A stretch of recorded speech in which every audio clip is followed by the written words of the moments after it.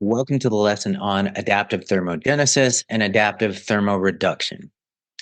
These terms are cantankerous and can kind of be intimidating, but I will do my best to make them clear enough for you to be able to grasp the concepts and be able to explain it to others. So that's the goal. Let's do this. So adaptive thermogenesis is a term that is thrown around.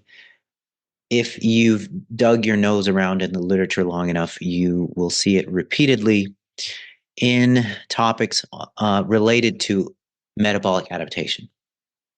The problem with calling everything adaptive thermogenesis is that you are implying an increase in energy expenditure just by virtue of saying thermogenesis. So adaptive thermogenesis does occur with overfeeding. But what occurs with underfeeding is adaptive thermoreduction. And so when the term metabolic adaptation is used in the topic of changing the body, it is usually in reference to losing body weight or body fat because the body adapts metabolically to that energy deficit. And once again, it is a misnomer to call this adaptive thermogenesis when, in fact, if energy expenditure is decreasing in response to weight loss and fat loss, we have to call it adaptive thermoreduction. Okay, so adaptive thermoreduction refers to reductions in resting energy expenditure independent of losses in lean mass. Please let that sink in. And I'm just going to repeat it. Adaptive thermoreduction, in other words, reductions in resting energy expenditure, are independent of losses in lean mass. Okay, so that's what adaptive thermoreduction is. So adaptive thermoreduction ranges around 50 to 220 calories, depending on how prolonged or severe the dieting is. And the clause that's really important here is, see, you can incur reductions in resting energy expenditure by losing lean mass.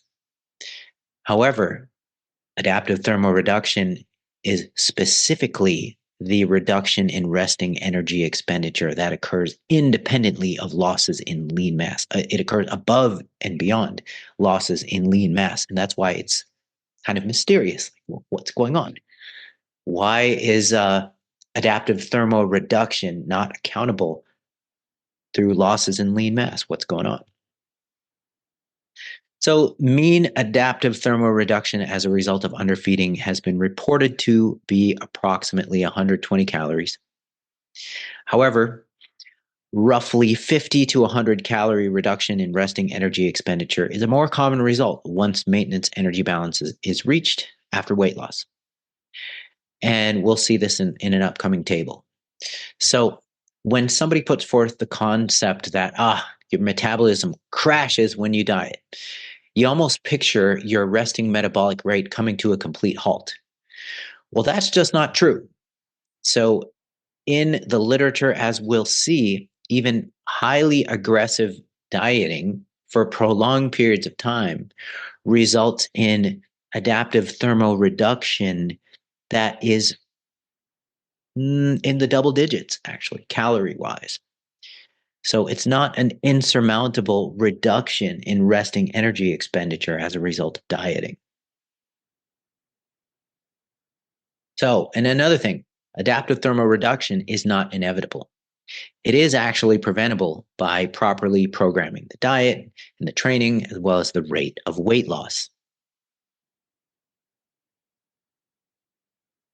Okay, so here's a set of studies that demonstrate the adaptive thermoreduction phenomenon, which I'm calling metabolic adaptation here at the far right column, titling the far right column there. So let's just briefly take a look at what happened in each of these studies. The first one by Martins and colleagues was overweight women were examined And this was a fairly long study, 5.5 months. This was a very aggressive energy deficit where the subjects were consuming 800 calories a day. And body weight decreased by 12.5 kilos or 27.5 pounds. And ending body weight was 65.3 kilos or 143.7 pounds. And this is substantial weight loss. 27-ish pounds of weight loss is substantial, done via an 800 calorie diet for 5 months.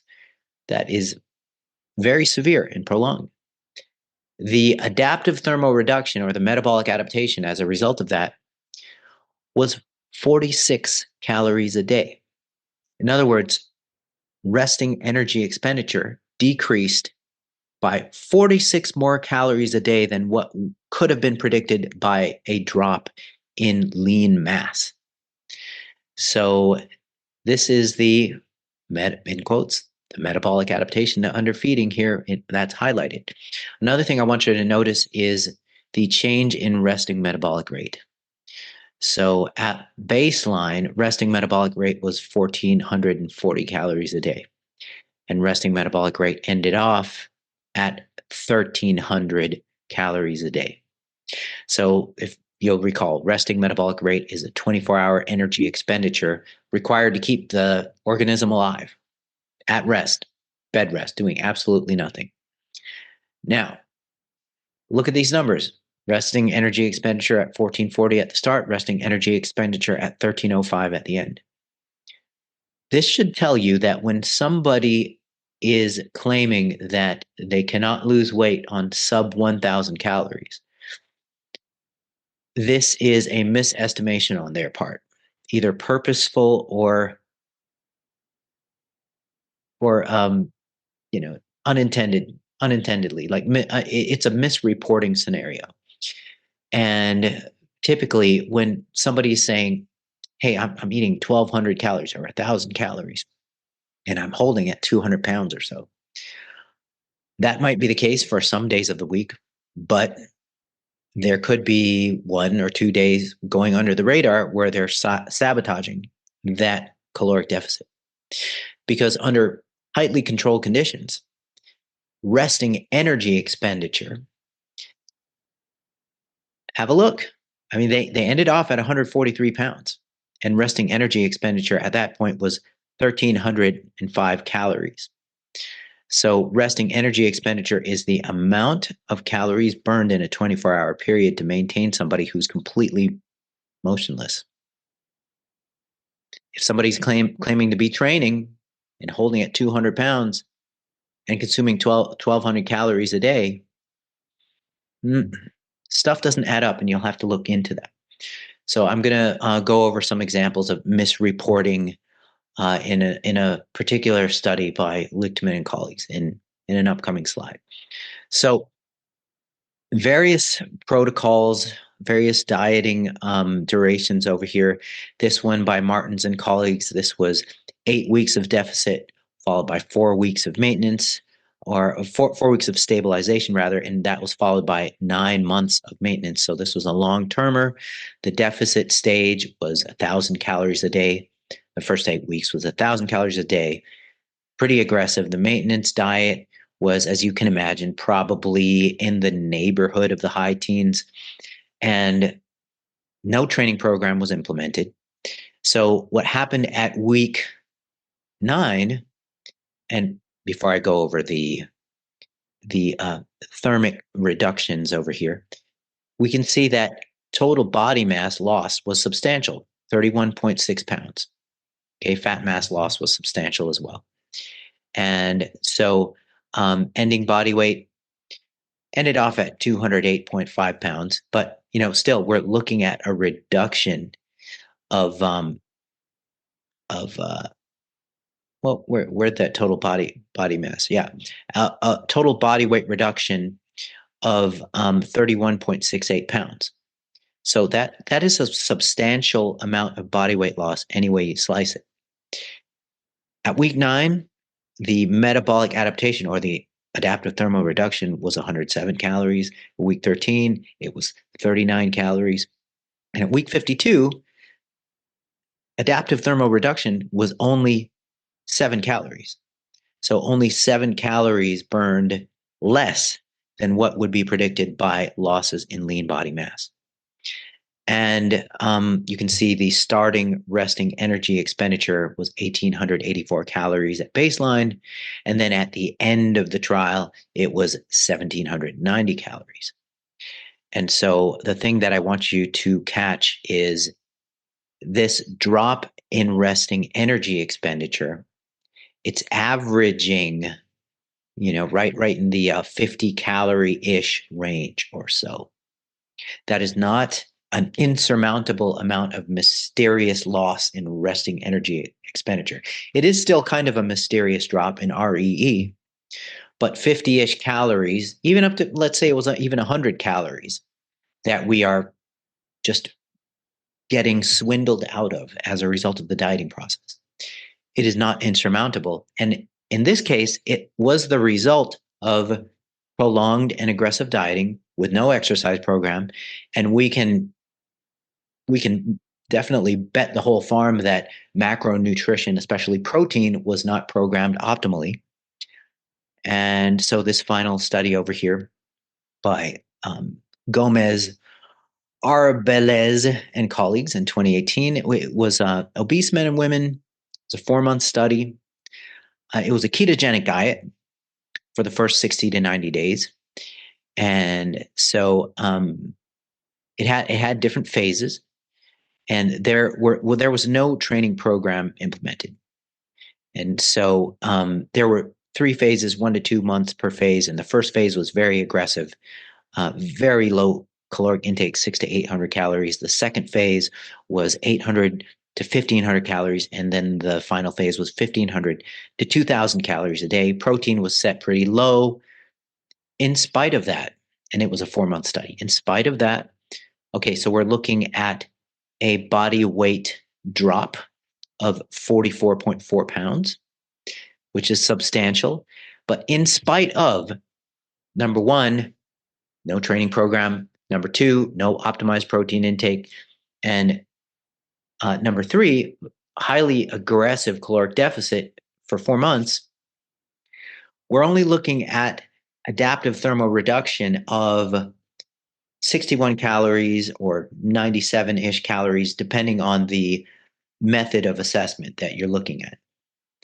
And then, of course, here we have the change in resting metabolic rate. The subjects started out at a resting energy expenditure of 1,978 calories, ended up with a REE of 1,776 calories, ending body weight 165 pounds. But the main thing I want you to catch from this is what I highlighted, which was in these very aggressive dieting trials, which did not have optimized programming variables and that which were carried out for several months, the metabolic adaptation, specifically the adaptive thermoreduction, was nothing to be able to call some sort of catastrophic halting of resting energy expenditure. We're looking at a drop in resting energy expenditure of about, let's say, 50 to 60, let's just say 50 to 100 calories. That 50 to 100 calories of adaptive thermoreduction was unexplainable by drops in lean mass. That's why we call it adaptive thermoreduction. And this does not happen in overfeeding. This only happens in underfeeding, this mysterious adaptive response. So the point I want to make is that if we were to program properly, resistance training in place, caloric deficit not nearly as aggressive as these caloric deficits, and the way that we can control for the magnitude of caloric deficit is to make sure that weekly body weight drops are somewhere between 0.5% to a full percent and not more than that. And of course, making sure that macronutrition is optimized. So resistance training, proper rate of weight loss, proper macronutrition, particularly optimized protein intake. And when we put those things in place, then we won't even see this adaptive thermoreduction that is highlighted. We certainly won't see them in the general population. There may be some exceptions with physique competitors. But then again, physique competition is a game of pushing to the extremes. It has nothing to do with health. So anything goes with that kind of thing. So let's talk quickly about metabolic adaptation in the extreme. And we'll look at the biggest loser competitors. And we'll also look at physique competitors. So the biggest loser competitors, this was a television show that had a very large cash prize for the winner at the end. It was a 30-week competition. And in this particular study by Fothergill and colleagues, they assessed the adaptive thermoreduction that occurred in these competitors. Now, keep in mind, they started off on average at 327 pounds, and they ended off at about 199 pounds. And so they had a rough loss of about 127-ish pounds. And so what they did was 6 years after this 127-ish pound loss, they followed up with them, and they saw that body weight went back up to 289.5 pounds. So their resting energy expenditure at the baseline level at the beginning of the contest was 2,607 calories a day.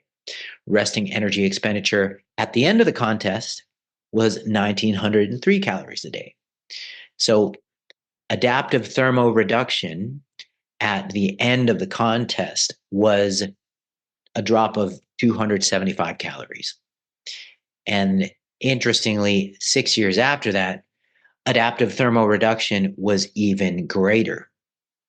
So it was a drop of 499 calories a day. So when I say adaptive thermoreduction, I mean a drop in resting energy expenditure that's above and beyond any decrease that can be explained by drops in lean body mass. So this is an extreme case of adaptive thermoreduction. It's an extreme case of metabolic adaptation. But it's explainable by reports of just the extreme protocol that they went through. So it was a contest where they essentially starved themselves for 30 weeks. So they underate severely for 30 weeks, overtrained severely for 30 weeks, mostly cardio type of training. And there was a lot of allegedly unreported use of various thermogenic and similar substances that would not be present in a soundly designed program. So this is an extreme example of metabolic adaptation. Another extreme example is male and female physique competitors. Like in this example, Isola and colleagues did this elegant report where they looked at a 23-week contest prep period, and they also looked at a 23-week post-contest recovery period. So from baseline to 23 weeks, body fat percent dropped from 26.1 to 12.6% in women. And in men, they started off at 15.7% body fat and dropped to 5.6% body fat. And then the punchline, of course, is that the adaptive thermoreduction at the end of the pre-contest period, okay, so at the end of the 6-ish month contest prep period, was 221 calories in men and 161 calorie drop in women. So this right here is an example of metabolic adaptation in the extreme. It's an example of adaptive thermoreduction. This is as severe as adaptive thermoreduction gets, because these decreases that I'm pointing out, this drop of 221 calories a day in men and 161 calories a day in women, and this is specifically resting energy expenditure decreases. This is as high of an adaptive thermoreduction as you're ever going to see, because they are pushing the absolute extremes of leanness. Like, we're talking just immediate pre-death leanness levels that physique competitors at this level put themselves through. So, nevertheless, 221 calories and 161 calories, that is not insurmountable. That is not saying that their resting metabolic rate completely halted. That's not saying that their metabolism completely crashed. That's just saying that they were compromised at the very end, at the very limits of leanness, by a drop of 221 calories in men and 161 calories in women. And in the general population, it looks a little bit more like this, where adaptive thermoreduction ranges mid double digits or so, 50-ish calories. You can even say 100-ish, 50 to 100-ish calories. That's what adaptive thermoreduction is in the general population dieting hard on a subpar program. So none of these values are insurmountable. And that does it for lesson 4. I'll see you back at lesson 5, where we talk about client education points and caveats about reporting and assessment accuracy.